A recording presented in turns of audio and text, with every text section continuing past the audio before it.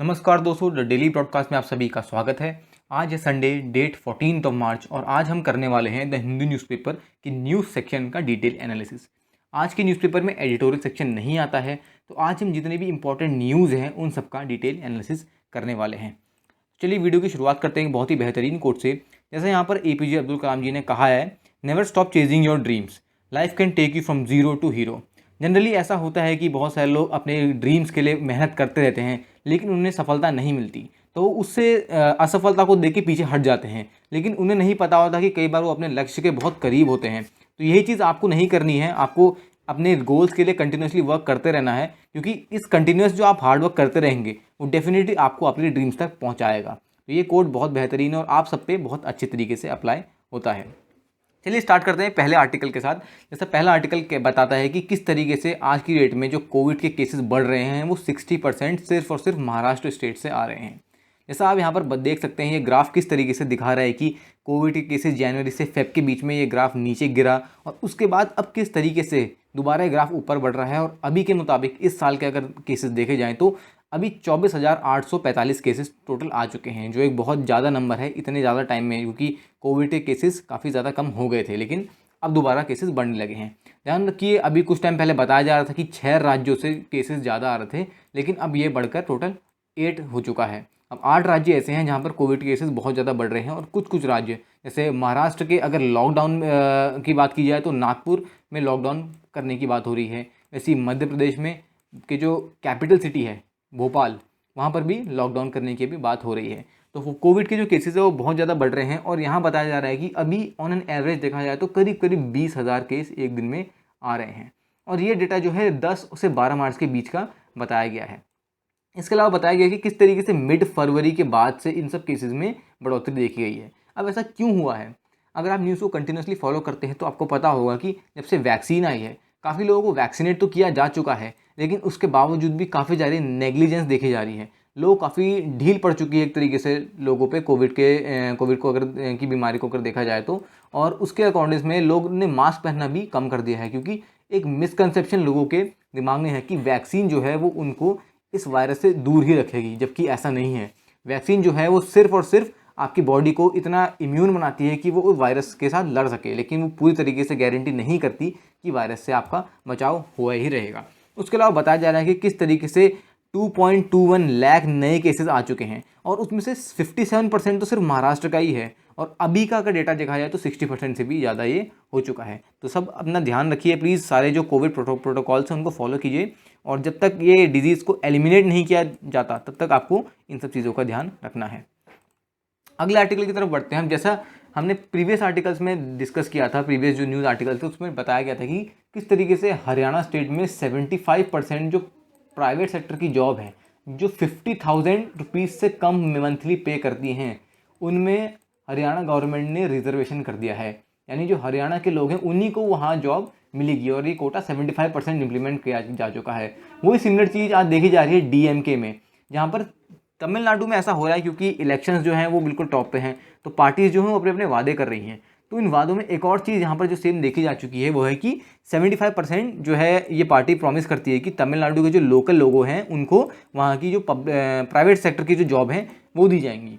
अभी ऐसा कोई प्राइस का मतलब यानी जो वेजेस का कोई ऐसी लिमिट सेट नहीं की है। जैसे हरियाणा में तो 50,000 की लिमिट सेट की गई है कि 50,000 तक की जो जॉब होगी उनमें रिजर्वेशन होगा, लेकिन यहाँ ऐसी कोई लिमिट सेट नहीं की है। लेकिन उसके अलावा भी यहाँ पर कई सारे ऐसे प्रोविजंस दिए जा रहे हैं इस पार्टी द्वारा। जैसे यहाँ लिखा गया कि किस तरीके से यहाँ पर एजुकेशन लोन है वो उसको वेव किया जाएगा स्टूडेंट्स, और जो जिन स्टूडेंट्स की एज 30 से कम होगी, खैर सभी स्टूडेंट्स की मोस्टली 30 से कम ही होती हैं, बहुत रेयर ही होता है कि कोई स्टूडेंट 30 से ज़्यादा की एज का है, लेकिन बताया गया कि किस तरीके से एजुकेशन लोन जो है वेव किया जाएगा। LPG में सब्सिडी दी जाएगी।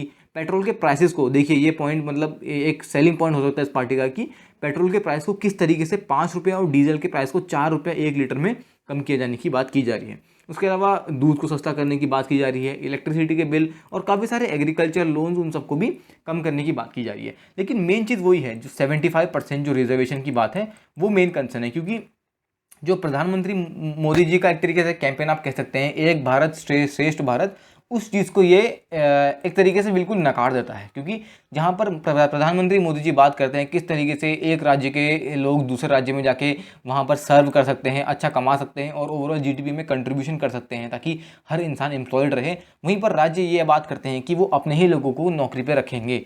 ऐसा सिर्फ हरियाणा और अभी तमिलनाडु की ही बात नहीं है, आंध्र प्रदेश ने भी ये पहले मतलब ऐसा स्टेप एक्चुअल में ले लिया है ऑन ग्राउंड।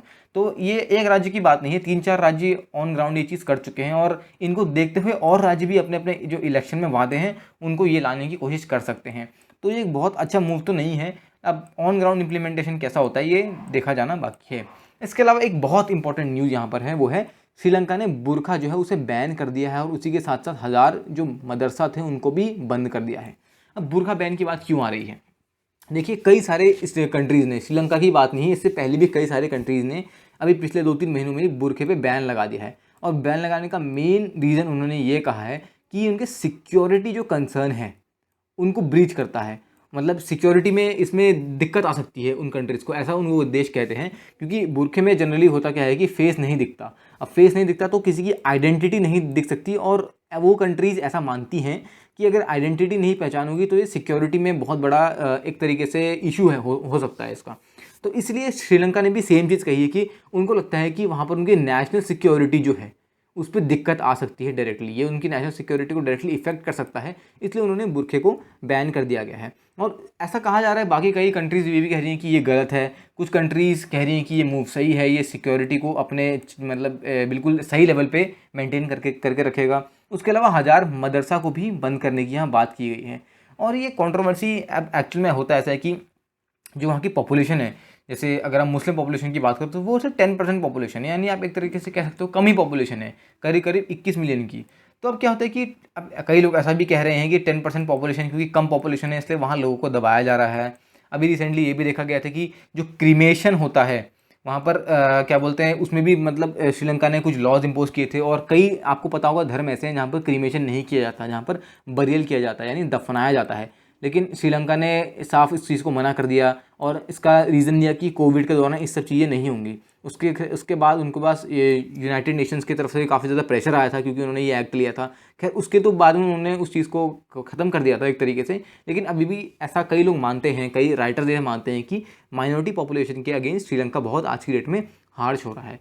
तो किस तरीके से बताया जा रहा है कि आज की डेट में बुरखे को वहाँ बैन कर दिया है, और एक तरीके से सब लोगों को अपना चेहरा दिखाना ज़रूरी है ताकि सिक्योरिटी कंसर्न जो है वो मेंटेन रहें, ऐसी बात यहाँ पर की जा रही है। उसके अलावा काफ़ी इंपॉर्टेंट न्यूज़ है। देखिए, अभी रिसेंटली ऐसा हुआ कि एक दिल्ली हाई कोर्ट के एक जज थे, वो फ्लाइट में जा रहे थे, तो उन्होंने ये चीज़ नोटिस करी कि काफ़ी लोग जो हैं वो कोविड के प्रोटोकॉल्स एक तरीके से उनको मेंटेन नहीं कर रहे हैं, मास्क नहीं पहन रहे, सैनिटाइजर्स का यूज़ नहीं कर रहे हैं फ़्लाइट के दौरान।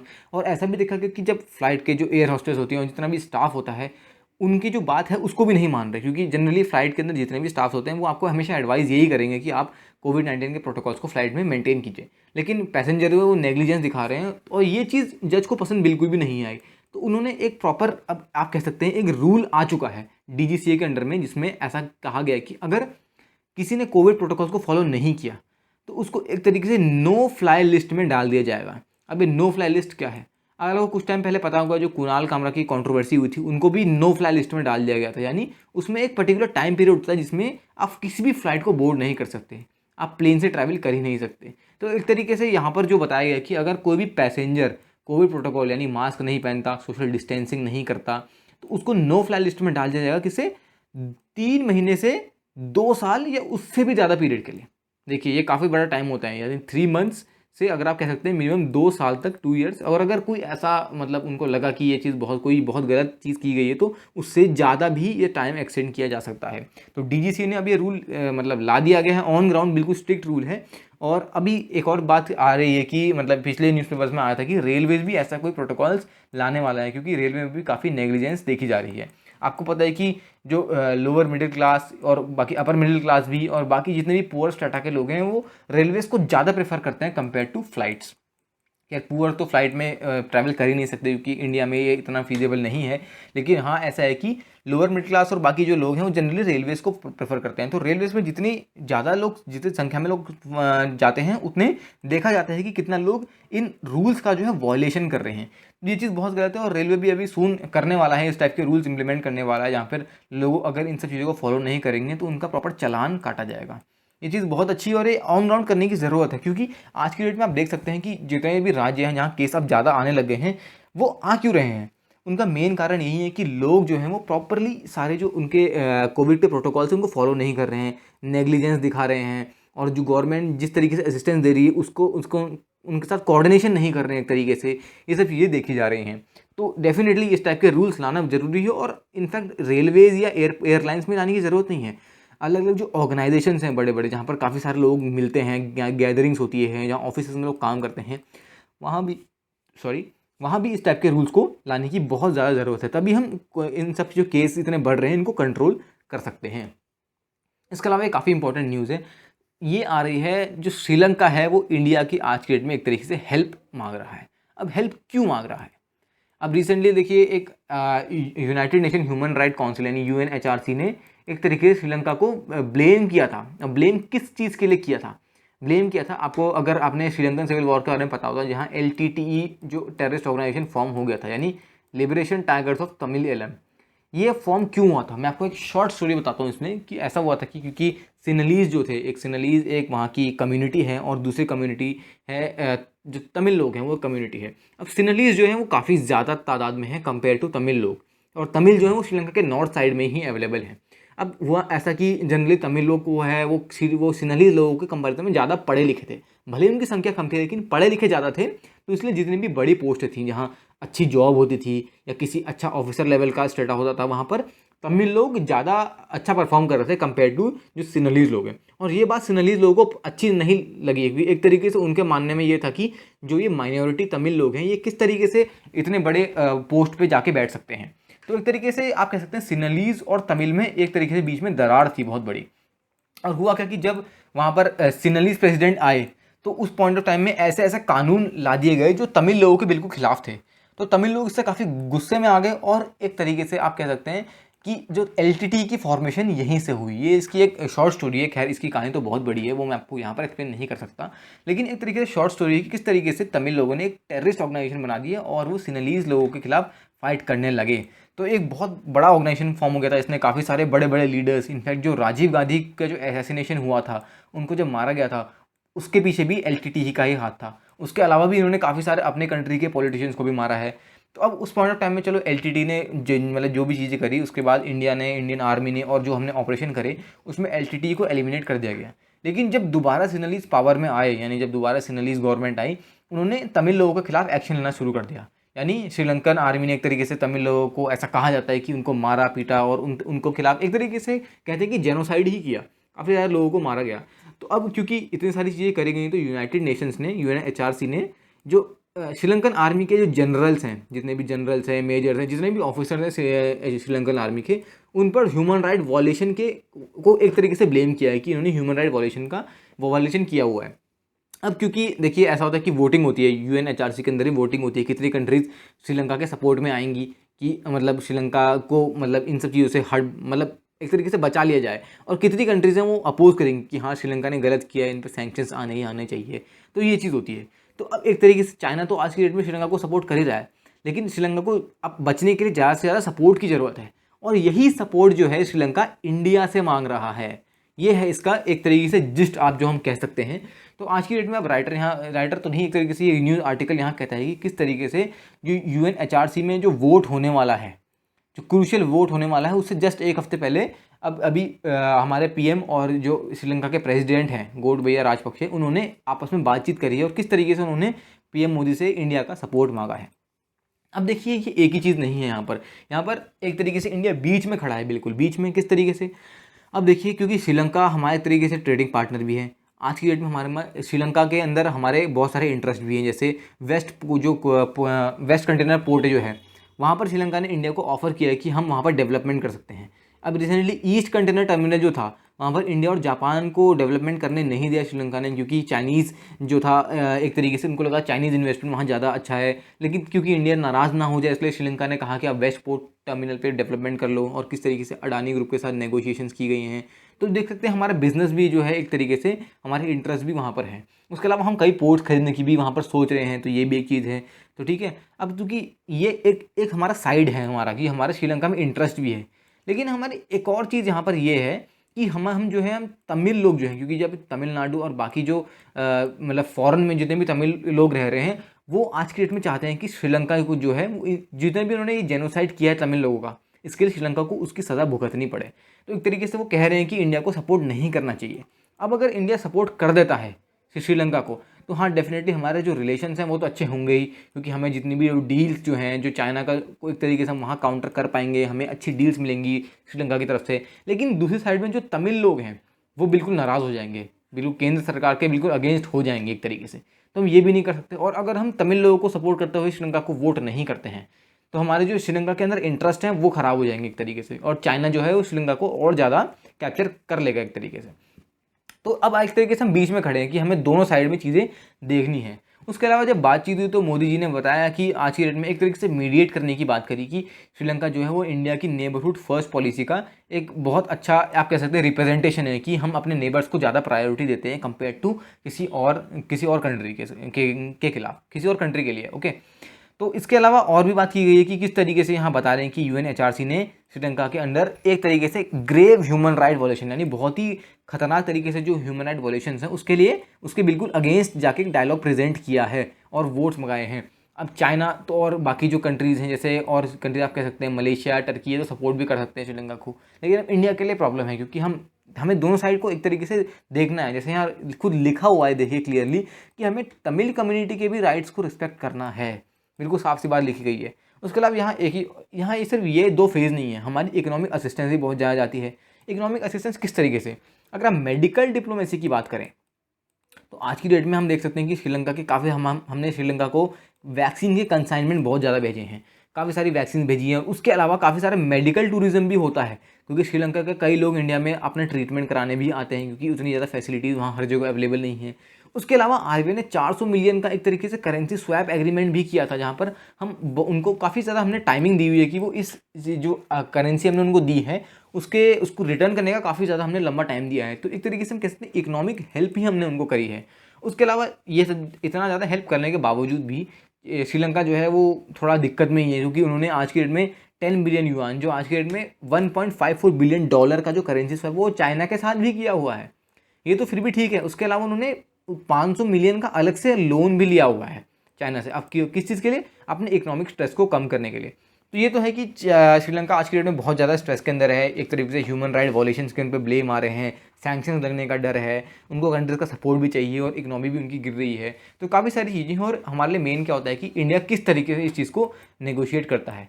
तमिल लोगों को भी एक तरीके से सही डायरेक्शन में लेके चलना है, और श्रीलंका की भी एक तरीके से हेल्प करनी है। तो हमें दोनों चीज़ को एक तरीके से देख के चलना है, ये यहाँ पर राइटर बताना चाहते हैं।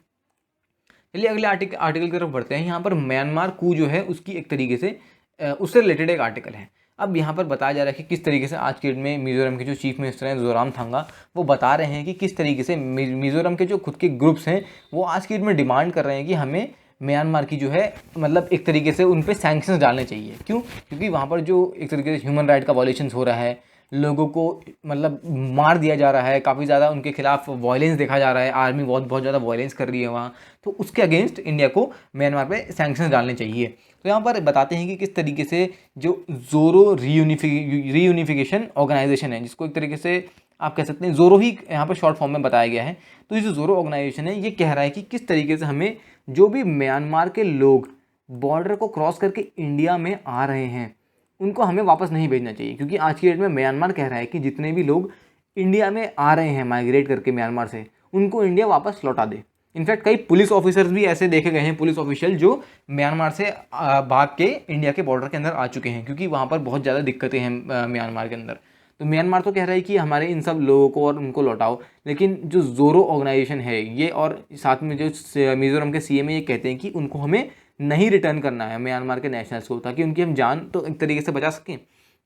उसके अलावा बताया कि किस तरीके से 4 नॉर्थ ईस्ट के राज्य अरुणाचल प्रदेश, नागालैंड, मणिपुर और मिजोरम, ये 4 राज्य ऐसे हैं जो 1643 किलोमीटर का लंबा चौड़ा बॉर्डर म्यांमार के साथ शेयर करते हैं। देखिए ये आपसे पूछी जा सकती है एग्जाम में, यहाँ पर हमें ये पॉइंट पिकअप करना है कि कितने राज्य ऐसे हैं इंडिया के जो म्यांमार के साथ बॉर्डर शेयर करते हैं। अब जनरली लोगों को लगा कि 7 राज्य हैं तो 7 में से कम 6 तो या पूरे 7 ही 7 राज्य शेयर करते होंगे, लेकिन ये ट्रू नहीं है। सिर्फ 4 राज्य ऐसे हैं जो ये बॉर्डर शेयर करते हैं। और आपसे मे बी एमसीक्यू में के फॉर्म में भी पूछा जाए कि इनमें से कौन सा ऐसा राज्य है जो बॉर्डर शेयर नहीं करता, तो आपको पता होना चाहिए कि अरुणाचल, नागालैंड, मणिपुर और मिजोरम, ये सिर्फ 4 ऐसे राज्य हैं जो आज की डेट में बॉर्डर शेयर करते हैं। उसके अलावा बताया गया कि क्योंकि इतना लंबा चौड़ा बॉर्डर जब शेयर करते हैं तो मिज़ो जो लोग हैं और जो मणिपुरी लोग हैं वो एक तरीके से उनके काफ़ी सारे जो कस्टम्स हैं और जो कल्चर हैं, जो चीज़ें, उनका रहन सहन है, वो एक तरीके से म्यांमार के जो बॉर्डर जो टच करते हैं उनके लोगों के साथ मिलता जुलता है। तो ऐसे समय में हमको इन लोगों की मदद करने की बहुत ज़्यादा ज़रूरत है, ऐसा यहाँ पर ये जो मिज़ोरम के सीएम जोरामथंगा वो कहते हैं। और एक तरीके से अर्ज कर इंडिया को कि सैंक्शंस तो हमें लगाने ही लगाने चाहिए। चीफ मिनिस्टर साहब ये कह रहे हैं कि हमें म्यांमार के लोगों को एक तरीके से शेल्टर देनी चाहिए, क्योंकि अब लोग आ तो जाएंगे लेकिन उनको एक तरीके से कहीं रहने की शेल्टर या उनके एक फूडिंग या खाने की जो उनकी मतलब जितनी भी अवस्था करनी है, हमें उन सब चीज़ों पर भी ध्यान देना है। तो वो बता रहे हैं किस तरीके से आज के डेट में म्यांमार के रेफ्यूजीज़ को ह्यूमैनिटेरियन ग्राउंड पे हेल्प प्रोवाइड कर सकते हैं, उनको शेल्टर, फूड, ये सब चीज़ें प्रोवाइड, मेडिकल हेल्प प्रोवाइड कर करके, ताकि वो इंडिया में तो एटलीस्ट सेफ रहें। क्योंकि देखिए ये एक बहुत बड़ी बात होती है कि एक कंट्री के लोग दूसरी कंट्री पे जब विश्वास करने लग जाएं, जब उनकी गवर्नमेंट खुद क्रैश्ड है, तो जब दूसरी कंट्री पे विश्वास कर जाएं तो एक तरीके से बहुत अच्छी बात होती है। और फ्यूचर में ये हमारे इंटरनेशनल रिलेशंस को भी बहुत ज़्यादा इम्पैक्ट करता है, सिंपल सी बात है। तो ये चीज़ बहुत इंपॉर्टेंट है कि म्यांमार के लोग इंडिया पे ट्रस्ट करके इंडिया के पास आ रहे हैं, और हमें डेफिनेटली उन लोगों की एक तरीके से यहाँ कहते हैं कि यहाँ चीफ मिनिस्टर कह रहे हैं कि केयर करनी चाहिए। तो ये बात है, और मिजोरम के ग्रुप्स ये डिमांड करने की सैंक्शंस जो है मिजोरम पे लगाने चाहिए। अगले आर्टिकल की बात कर रहे हैं। देखिए काफ़ी इंपॉर्टेंट आर्टिकल है, इसमें काफ़ी ज़्यादा फैक्ट्स एंड फिगर आपको दिखाई देंगे। यहाँ आयुष्मान भारत की बात की जा रही है, किस तरीके से जो आयुष्मान भारत है वो आज की डेट में बहुत मैसिव सक्सेस लेके आ रहा है। अब बताया जा रहा है कि किस तरीके से सिर्फ एक दिन में 4.7 लाख जो लोगों हैं उन्होंने एक तरीके से रजिस्टर किया हुआ है, एक तरीके से वेरिफिकेशन हुए हैं 4.7 लाख एक सिंगल डे में। और ये कब की बात की है? ये 10 मार्च की बात की जा रही है। अब जो आयुष्मान भारत कैंपेन है ये कौन सी आप एक तरीके से अथॉरिटी जो है इसे इम्प्लीमेंट करती है?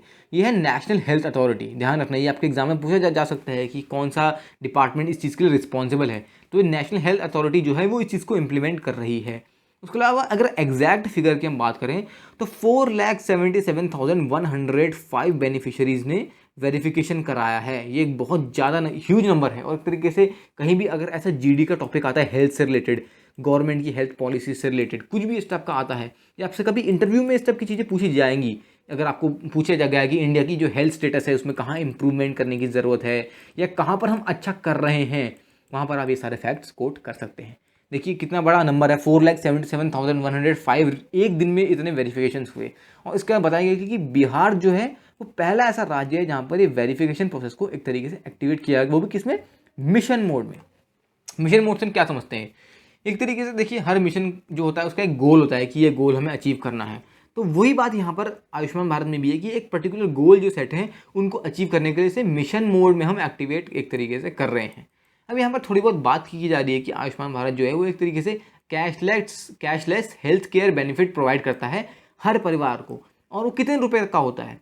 5 लाख रुपया प्रति परिवार, यानी एक परिवार को 5 लाख तक का जो एक तरीके से आप कह सकते हैं हेल्थ बेनिफिट, 5 लाख रुपए तक का जो खर्चा है वो सरकार आयुष्मान भारत योजना के अंदर उठाएगी। ये आपको पता होना चाहिए क्योंकि ये फैक्ट जो है, ये डेटा जो है पूछा जाता है। उसके अलावा बताया जा रहा है कि जो ड्राइव है वो अभी एज ऑफ नाउ देखा जाए तो बिहार, उत्तर प्रदेश, मध्य प्रदेश, छत्तीसगढ़, पंजाब, उत्तराखंड, हरियाणा, JNK और उसके अलावा काफ़ी और राज्यों में भी करी जा रही है। और उसके अलावा यहाँ बताया जा रहा है कि किस तरीके से 1,16,83,808 आयुष्मान कार्ड जो हैं वो आज तक इशू किए जा चुके हैं और आगे भी इसमें बढ़ोतरी देखी जा रही है। क्योंकि जब एक दिन में 4-4 लाख, 5-5 लाख करीब अगर वेरिफिकेशन हो रहे हैं तो सिंपल सी बात है इन कार्ड में बढ़ोतरी देखी ही जानी है। तो ये काफ़ी ज़्यादा इंपॉर्टेंट फिगर है। करीब 1 करोड़, आप इसको राउंड ऑफ करें 15 लाख ही मान लीजिए, चलिए 1 करोड़ 15 लाख आयुष्मान कार्ड आज तक बन चुके हैं ऑन ग्राउंड।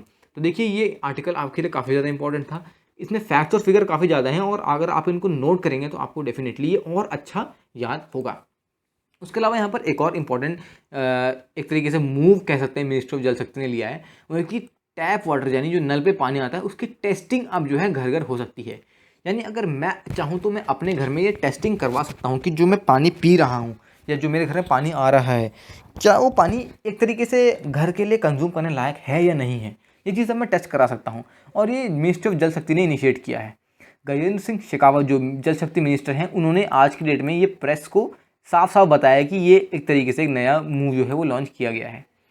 अब बताया जा रहा है कि किस तरीके से आज की डेट में एक तरीके से हम कह सकते हैं हर्डल, यानी एक तरीके से हम कह सकते हैं परेशानी है इस टेस्टिंग प्रोसेस में। क्यों? क्योंकि आज की डेट में वाटर टेस्टिंग जो लेबोरेटरीज हैं वो बहुत कम है। जैसा आप यहाँ देख सकते हैं कि लिखा गया है कि 66 of the 2033 water testing laboratory have been certified, यानी वाटर टेस्टिंग लेबोरेटरी तो बहुत ज़्यादा हैं, 2033 हैं, लेकिन उसमें से सिर्फ 66 लेबोरेटरी ऐसी हैं जिनको आज की डेट में NABL यानी national accreditation board for testing and calibration of laboratories, यानी एक तरीके से जो सर्टिफिकेशन देती हैं लेबोरेटरीज को कि ये लेबोरेटरीज हाँ सर्टिफाइड लेबोरेटरीज हैं, उसमें सिर्फ 66 लेबोरेटरी ही सर्टिफाइड हैं आज की डेट में। तो इस चीज़ को इम्प्रूव करने की ज़रूरत है। अगर पूरी 2000 लेबोरेटरी सर्टिफाइड हो जाए तो कितनी अच्छी बात होगी। लोगों का जो ट्रस्ट है इन लेबोरेटरीज़ के लिए और जो गवर्नमेंट पे वो ज़्यादा बढ़ेगा। उसके अलावा बताया गया कि आज की डेट में 3.6 लाख करोड़ का जल जीवन बजट जो है उसमें से 2% जो है वो सिर्फ क्वालिटी मॉनिटरिंग पे दिया गया है। ये काफ़ी अच्छी बात है क्योंकि 2% इतने बड़े बजट का भी काफ़ी ज़्यादा अच्छा अमाउंट होता है। तो 2% जो है क्वालिटी मॉनिटरिंग पे देखा जा रहा है। तो बताया जा रहा है कि किस तरीके से आज की डेट में मिनिस्ट्री जो है वो क्वालिटी कंट्रोल पे ध्यान दे रही है। अब अगर दाम की बात की जाए तो अगर pH लेवल, टर्बिडिटी यानी अगर जो बदबू अगर आती है पानी से या मतलब कितना साफ़ पानी है, एल्कलिनिटी यानी बेस जो होते हैं एसिड बेसिस में से जो बेस है उसकी प्रेजेंस कितनी है, और पानी हार्ड है यानी हार्ड वाटर सॉफ्ट वाटर जो है वो भी इम्पैक्ट करते हैं वाटर को। तो अगर इन सब चीज़ों को एक साथ टेस्ट करना है तो इसका पूरा पैकेज का दाम 50 रुपया रखा है, जो एक सही दाम है, मतलब ज़्यादा महंगा दाम नहीं है इन सब चीज़ों को टेस्ट करने के लिए। लेकिन अगर आपको लगता है कि आपको और भी ज़्यादा चीज़ें टेस्ट करनी, जैसे आपको क्लोरीन कितना है, सल्फेट कितना है या कितना आयरन की प्रेजेंस है पानी में, तो उसके लिए आपको टेस्ट करना है तो आपको हर चीज़ के लिए 50 रुपये एक्स्ट्रा देना पड़ेगा। अगर आप ओवरऑल पैकेज की बात की इसमें पूरे 16 के 16 वाटर पानी के पैरामीटर को टेस्ट किया जाएगा तो वो 600 रुपये का पैकेज पड़ेगा। यहाँ पर ये चीज़ है, इसको याद नहीं भी करेंगे तो चलेगा, लेकिन अगर आपके पास ये डेटा है तो आप आंसर राइटिंग में इसको कोट कर सकते हैं। तो जैसे यहाँ पर बताया गया कि किस तरीके से आज के डेट में जो टेस्टिंग है होने वाली है वो वाटर क्वालिटी जो इन्फॉर्मेशन मैनेजमेंट सिस्टम है ये उसमें डाली जाएगी। अब देखिए ये एक डिजिटल सिस्टम में अगर डाल दी जाएगी तो डेफिनेटली ये एक बहुत अच्छा मूव होगा, क्योंकि डिजिटल अगर चीज़ें आ जाती हैं तो सिंपल सी बात है कि डेटा ज़्यादातर साफ़ सुथरा ही रहता है। डेटे में जो डेटा जो है उसमें धांधली नहीं हो सकती, एक तरीके से आप कह सकते हैं करप्शन कम हो जाता है। ये सब चीज़ें बहुत अच्छी हैं। तो जितना भी टेस्टिंग का डेटा है वो water quality management information management system जो उसमें अपलोड किया जाएगा, और ये सिस्टम जो है वो ICMR के सपोर्ट से बनाया जा रहा है, क्योंकि वो एक पर्टिकुलर डेटाबेस में अपडेट हो जाएगा। तो ये पूरी मिनिस्ट्री को एक बहुत अच्छा डायरेक्शन देगा कि किस तरीके से उनको आगे के कदम उठाने, ताकि ये चीज़ और ऑन ग्राउंड ज़्यादा अलग अलग राज्यों में इम्प्लीमेंट हो, और अगर कुछ दिक्कतें आ रही हैं तो वो दिक्कतें किस तरीके से सही की जाएंगी। तो ये था ये वाला आर्टिकल, और ये भी काफ़ी अच्छा आर्टिकल आया था आज की न्यूज़पेपर में। तो देखिए हमने इतने सारे आर्टिकल आज डिस्कस किए। आज एडिटोरियल तो आता नहीं है, लेकिन हमें पढ़ाई तो छोड़नी नहीं है, तो डेफिनेटली हम कुछ ना कुछ डिस्कस ज़रूर करेंगे। आज संडे है तो डेफिनेटली आप अपना संडे एंजॉय कर रहे हो, लेकिन संडे के साथ अगर आप एक 40 मिनट की 30 मिनट की वीडियो को देख भी लोगे तो आप करंट अफेयर से अपडेट रहोगे। इसके अलावा अगर आपको वीडियो पसंद आई है तो वीडियो को लाइक कीजिए। अगर आपको कोई भी क्वेरीज या ऐसे डाउट हैं जो आपको पूछना चाहते हैं वो आप कमेंट सेक्शन में ड्रॉप कीजिए। और इसके अलावा अगर आप कोई भी सुझाव भी देना चाहते हैं तो बहुत अच्छी बात रहेगी कि आप उसे भी कमेंट सेक्शन में लिखिए। उसके अलावा अगर आपने चैनल को सब्सक्राइब नहीं किया तो ज़रूर से आप चैनल को सब्सक्राइब कर दीजिए, क्योंकि चैनल को सब्सक्राइब करने से आपको डेली के डेली एक 30 मिनट से 40 मिनट की वीडियो में आपको पूरा दिन के जो करंट अफेयर्स हैं वो भी हिंदू न्यूज़पेपर के एक बार में मिल जाएंगे। उसके अलावा इस वीडियो को अपने फ्रेंड्स और बाकी जो आपके जो दोस्त हैं जो तैयारी वगैरह कर रहे हैं उनके साथ भी शेयर कीजिए, क्योंकि नॉलेज जो है वो शेयर करने से ही बढ़ती है। तो आज की वीडियो के लिए इतना ही। Thank you very much. Have a great day.